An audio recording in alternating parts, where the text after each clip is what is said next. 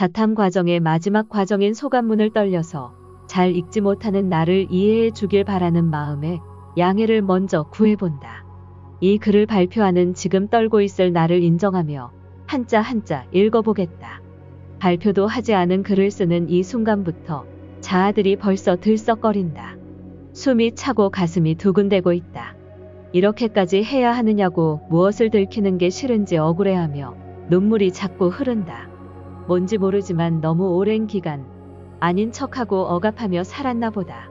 하지만 떨고 있는 이 순간도 온전한 나이기에 받아들이겠다.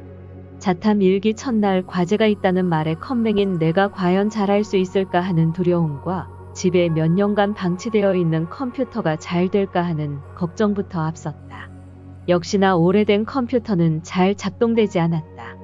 그러나 이곳에 올 운명이었는지 추석 전날 경기도에서 자취를 하는 아들이 내려왔고 마침 누가 컴퓨터를 쓰레기장에 버려두어 어찌저찌 아들이 뚝딱뚝딱 하더니 몇십 분 만에 고쳐졌다. 문서 작성과 메일 보내는 것까지 차분히 배우며 과제들을 할 수 있는 여건이 되었다. 그렇게 한 주 한 주 과제를 하다 보니 살면서 그동안 착한 사람인 척 욕심 없는 척하며 살았다는 사실을 알았다. 삶이 내 뜻대로 되지 않는다는 마음에 모든 것들을 내려놓고 살아야겠다는 생각을 했었다. 그러나 정말 말 그대로 척만했을 뿐 그것 또한 욕심이란 걸 알았다. 그러고 보니 나는 외모에도 불만이 많은 사람이었다. 동그란 얼굴이 마음에 들지 않았고 이도 가지런하지 않아서 불만이었다. 남들 클 때 뭐 하고 있었는지 작은 키와 짧은 팔다리, 자라다 만 것 같은 작은 손발을 보며 온통 키 작은 부모님을 원망했다. 그것 또한 욕심이었다.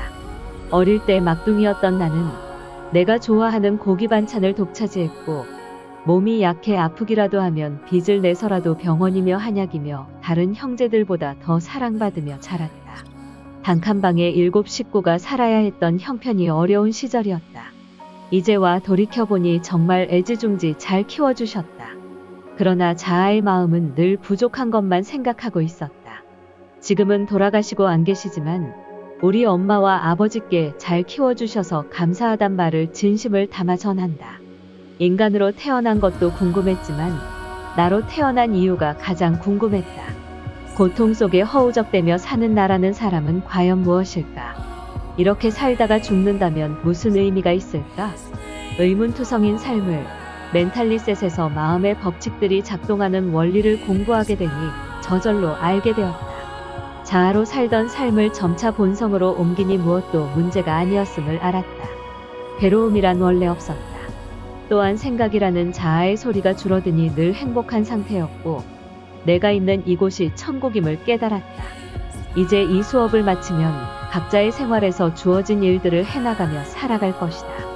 나 또한 어떤 사명이 주어질지 모르지만 감사하는 마음으로 받아들이며 차근차근 이루어갈 것이다. 3개월간 배움의 길을 열어주신 복성 선생님과 우양 선생님께 감사드린다. 그리고 나와 이 여정의 길에 함께 해준 소중한 일기생들에게 감사의 인사를 전하며 이 글을 맺는다.